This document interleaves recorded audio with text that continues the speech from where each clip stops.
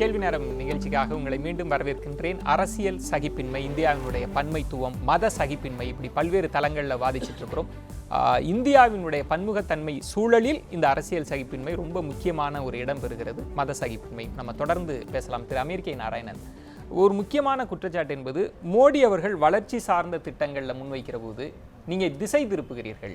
இந்த மதம், பண்பாட்டு பன்மைத்துவம் இதெல்லாம் பேசுவது திசை திருப்புதல். இப்போ மோடி அவர்கள் வெளிநாட்டுக்கு போகிறார், பல ஒப்பந்தங்கள் கையெழுத்தாகிறது.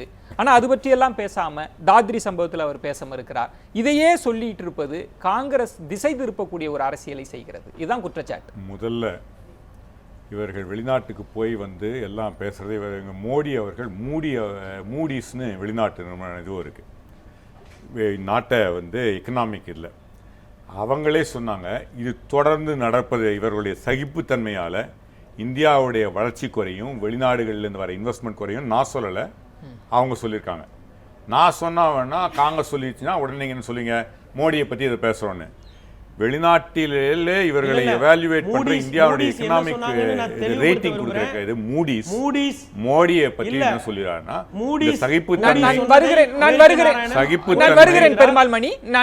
சகிப்புத்தன்மை இல்லாததால இது குறையுதுன்றாங்க. ஒண்ணு. இரண்டாவதாக இவர்கள் கொண்டு வருகிற எக்கனாமிக் அஜெண்டா என்ன கொண்டு வராங்க? இவங்க இன்னைக்கு பாத்தீங்கன்னா இன்னைக்கு கூட பேப்பர்ல வந்திருக்கு, கார்பரேட்ஸுக்கு இன்கம் டேக்ஸை குறைக்கிறாங்க.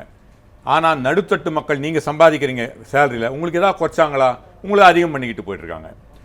ஒன்றும் இல்லை, ஏறக்குறைய 25,000 கோடி ரூபாய் அடித்தட்டு இதை வாங்குறான் பாருங்கள், உப்பு பருப்பு சர்வீஸ் வாங்குறான் பாருங்க. அதில் 3.6% நாட்டை க்ளீன் பண்ண போகிறோன்னு சொல்லிட்டு அடுத்த 3 வருடங்களில் 25,000 கோடி ரூபாய் அதிகமா வாங்குறாங்க. இதையெல்லாம் நாங்க சொல்லாம இல்ல.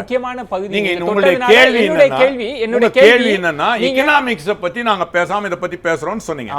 எக்கனாமிக்ஸ்ல அவருடைய இன்சூரன்ஸ் பில்லை நாங்க ஆதரித்தோம், ஜிஎஸ்டி பில்லுக்கு நாங்க சொல்லியிருக்கோம், இதையெல்லாம் நாங்க மறுக்கல.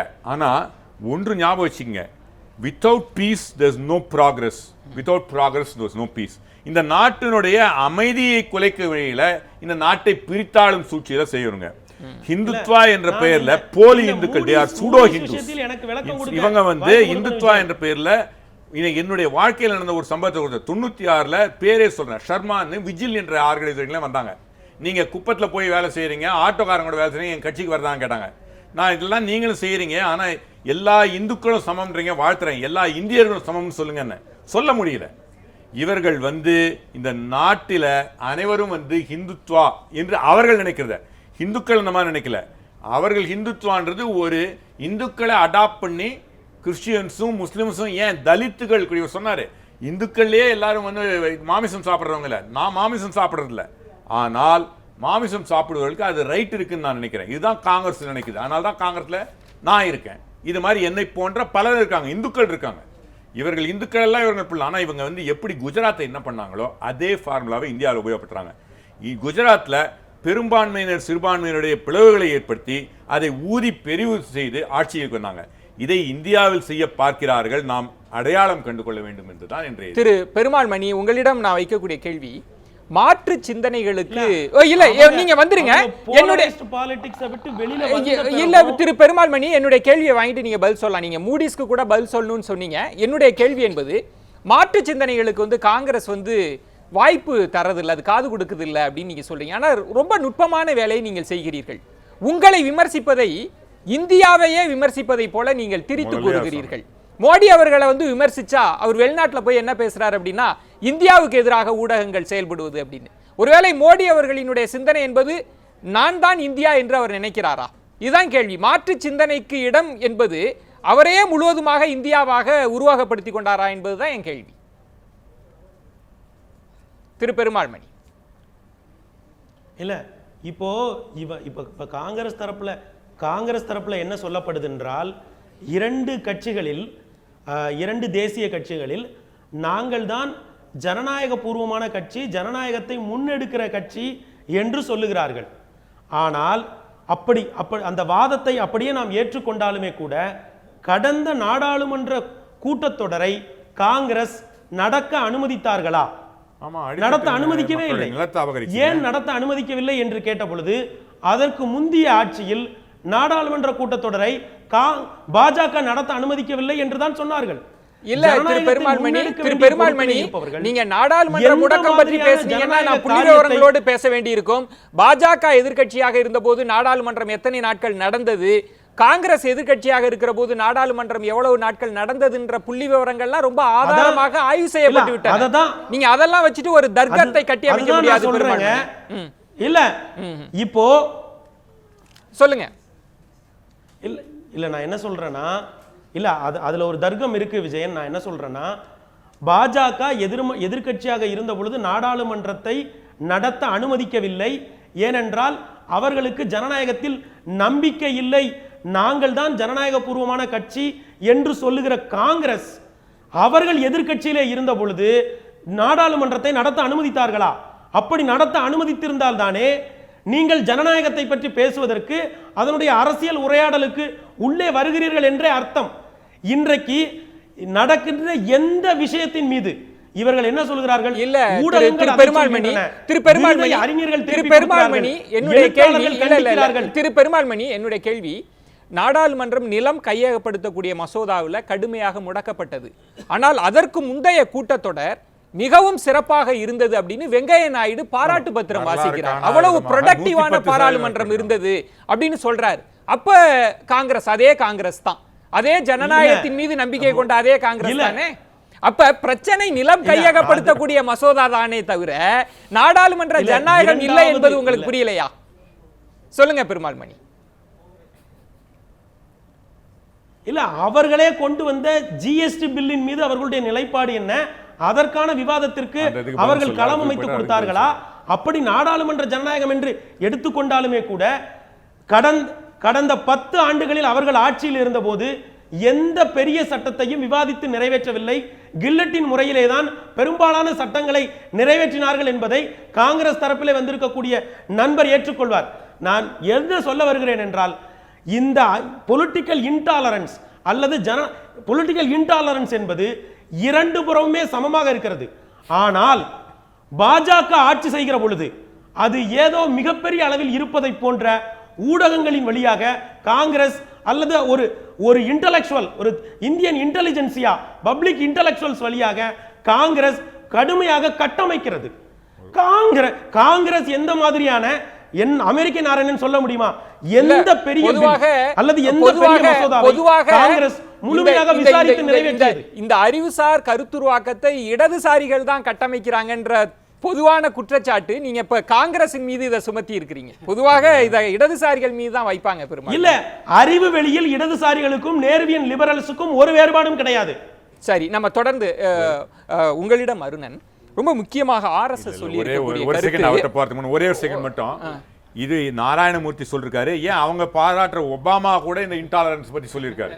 நான் வருகிறேன். ஏன்னா முக்கியமாக இந்த மாற்று சிந்தனை பற்றி பேசுகிற போது ஆர்எஸ்எஸ் ஒரு குறிப்பிட்ட கொள்கைகளை பேசுபவர்களை, அவங்க அவார்டை திருப்பி கொடுத்தவங்க, மாற்று சிந்தனை உள்ளவர்களை எல்லாம் நாங்கள் இத்தனை ஆண்டு காலம் சகித்து கொண்டு தான் இருந்தோம், எங்கள்கிட்ட சகிப்புத்தன்மை இருக்கிறது, ஆனால் இவர்களுக்கு மாற்று தரப்பு ஒன்று ஆளும் கட்சியாக வந்தபோது இவர்களால் சகிக்க முடியல அப்படின்னு ஆர்எஸ்எஸ் எழுப்பி இருக்கக்கூடிய இந்த விமர்சனத்தை எப்படி பார்க்குறீங்க? அதாவது வெங்கையா நாயுடுவும் அதான் சொல்ல வர்றாரு, ஒரு மாற்று சிந்தனையை இவங்களால் செதிக்க முடியல. காங்கிரஸ் மேலே மட்டும் இல்லை, பொதுவாகவே தான் சொல்லியிருக்காங்க அவங்க. நான் என்ன கேட்க விரும்புகிறேன், இந்த மாற்று சிந்தனை என்பதை என்ன மாதிரியான மாற்று சிந்தனையை ஆர்எஸ்எஸோ பாஜகவோ முன் வச்சிருக்கு? இல்லை, ஒரு மாற்று சிந்தனை ரைட்டோ தப்போ கூட முன் வைக்கலாம். நண்பர் சொல்கிறது போல் ஒரு உரையாடல் நடத்தணுங்கிறாரு, நடத்துவோம், ஒன்றும் இல்லை. ஆனால் இங்கே உரையாடல் அல்ல துவக்கப்பட்டிருப்பது படுகொலைகள்ங்கிறேன். இங்கே உள்ள சிக்கல் அதுதான். நீங்கள் ஒரு உரையாடலாக முன் வச்சிங்கன்னா, அதுக்கான துவக்கமாக வச்சிங்கன்னா அதுக்கு எதிர்வினை வரும், அந்த எதிர்வினைக்கு இன்னொரு வினை, அப்படி போகும். நான் தான் எடுத்த உடனே சொன்னேன், உங்களுடைய மாற்று சிந்தனை என்பது எப்படி வருது? ஒரு கொடூரமான வெளிப்பாடாக ஒரு 3 பகுத்தறிவாளர்கள் என்ன சொன்னாங்க? மூட நம்பிக்கை ஒழிப்பு மசோதா வேணும்னு கேட்டதற்காகவும் சில சொந்த சிந்தனைகளை பகுத்தறிவு ரீதியாக முன்வைக்கிறாங்க.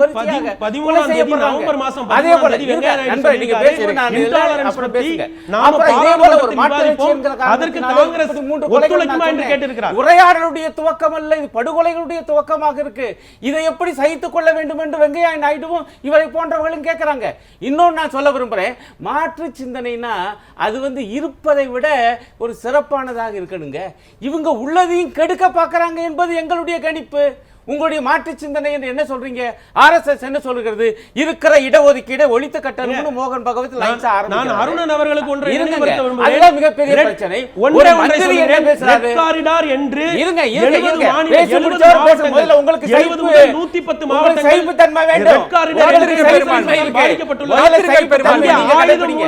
அதாவது ஒரு ஹரியானா மாநிலத்துல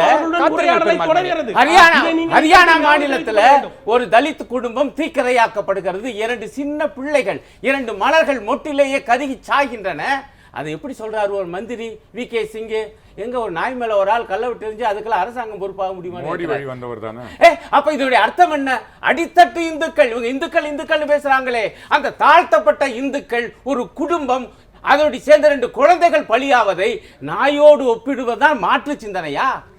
உங்கள்கிட்ட தான் நேரடியாக என்னுடைய கேள்வி என்பது, இங்க கர்நாடகத்தின் முதலமைச்சருக்கு கூட மாட்டிறைச்சி நீங்க அது சம்பந்தமா பேசினாலே கூட உங்க தலையை வெட்டுவேன் அப்படின்னு ஒரு குரல். ஜம்மு காஷ்மீர்ல பார்க்கிறோம், யாராவது ஒரு மாற்று தரப்பு வந்தா அவங்க மீது வந்து கருப்பு மை வீசுவதை எல்லாம் பார்க்கிறோம். நீங்க ஒரு உரையாடலுக்கான கதவையே திறக்காம மாற்று கருத்து மாற்று சிந்தனை பற்றியெல்லாம் நீங்க எப்படி பேசுறீங்க? ஏன்னா நாடாளுமன்றங்கள்ல பிரதமர் ஒரு விவாதத்தை முன்னெடுப்பதில்லை. பெருமாள் மணி சொல்றாரு ஒரு உரையாடல் நிகழணும்னு, ஆனா பிரதமர் பெரும்பாலான நேரங்கள்ல பாராளுமன்றத்துல பேசுறது இல்லைன்ற குற்றச்சாட்டு. நீங்க எதையெல்லாம் மாற்று சிந்தனைன்னு என்று சொல்றீங்க? ஒருவேளை மாற்று சிந்தனை அப்படின்னு சொன்னாலே நீங்க சொல்வதையெல்லாம் கேட்டுக்கொள்வதுதான் மாற்று சிந்தனைன்னு எதிர்க்கட்சிகளிடம் நீங்க எதிர்பார்க்கிறீங்களா? உங்களுடைய கேள்விக்கு பதிலளிப்பதற்கு முன்பாக சகோதரர் அவர்கள் சகிப்பின்மையை பற்றி பேசினார். சகிப்பின்மையை பற்றி பேசுவதற்கு சிபிஐஎம் அவர்களுக்கு என்ன தகுதி இருக்கிறது? கேரளத்திலே கண்ணூர் மாவட்டத்தை எடுத்துக்கொண்டோம் என்றால் 1997 2008 வரை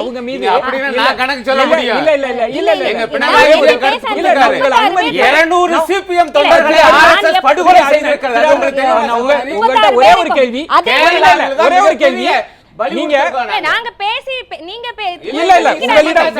உங்கள்ட்ட கேள்வி என்பது உங்கள் கேள்விக்கு நீங்க பதில் சொல்லிடலாம். ஏன்னா நீங்க நேரம் முடிஞ்சிருச்சுன்னா உங்க கேள்வி அப்படியே விடுபட்டு போயிடும். அதுக்காக நான் கட்டாயமாக நீங்க கேட்ட கேள்விக்கு பதில் அளிக்க தான் போகிறேன். அது மட்டுமல்ல, சிபிஐல இருந்து இல்ல நீங்க அதுக்குள்ளே இருந்தீங்கன்னா உங்கள் தரப்பை நீங்க டிஃபெண்ட் பண்ண முடியாது. வந்துருங்க, நேரம் குறைவலா இது ஒரு பாயிண்டே நான் சொல்லி தான் ஆகணும். அவர் தாத்ரி சம்பவத்தை பற்றி இத்தனை கூக்குரல் இடுகிறார்களே, சிபிஎம்ல இருந்து ரிபலா போன டிபி சந்திரசேகரனை அவர்களது கட்சிக்காரர்களே கேரளத்தில் கொண்டார்களே, அப்போது எங்கே போய் தவறான தகவல் தராதீங்க. அது மட்டுமல்ல, கர்நாடகத்திலே கல்புர்கி பற்றி அவர் சொன்னார். கர்நாடகா காங்கிரஸ் அரசாங்கம். அது மட்டுமல்ல, மாட்டிறைச்சியை பற்றி இவர்கள் பேசிக்கொண்டே இருக்கிறார்களே. இந்த நாட்டில் 24 மாநிலங்கள்ல காங்கிரஸ் கட்சி இல்ல, அதெல்லாம் இல்லைங்க. மாற்று சிந்தனைகள் என்றால் அது தப்பா இருக்கலாம், சரியா இருக்கலாம், ஆனால் அதை பேசுவதற்கான வாய்ப்பு இல்லை. நீங்க பேசுனீங்கனாலே நான் தலையை வெட்டுவேன்றது எந்த விதத்துல நியாயம்? நீங்கள் பேசுனீங்கனாலே நான் உங்களை கொலை செய்வேன் என்பது என்ன கருத்து? என்ன உரையாடல் நிகழும்? சிந்தனையை பற்றி ஒரு ஆரோக்கியமான உரையாடலை துவங்குவதற்காகத்தான் வெங்கையா நாயுடு அவர்கள் இன்றைக்கு பேட்டியை அளித்திருக்கிறார்கள், அறைகூவல் விடுத்து அழைப்பு விடுத்திருக்கிறார்கள்.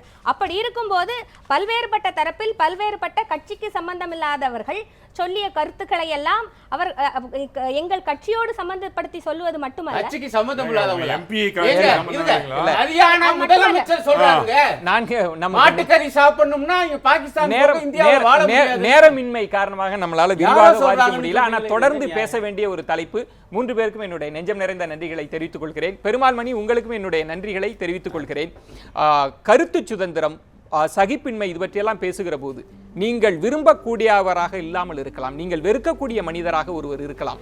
அவரினுடைய கருத்து சுதந்திரத்தையும் நீங்கள் அங்கீகரிக்கிறீர்கள் என்றால் அப்போதுதான் நீங்கள் கருத்து சுதந்திரத்தையே அங்கீகரிக்கிறீர்கள் என்று பொருள். இதை சொன்னது நோம் சாம்ஸ்கி சொல்லியிருக்கிறார். அதுதான் கருத்து சுதந்திரத்திற்கான இலக்கணம். அதை நோக்கி இந்தியா நகர வேண்டும் என்கிற கோரிக்கைகளோடு விடைபெறுகிறேன். நன்றி, வணக்கம், நள்ளிரவாகட்டும்.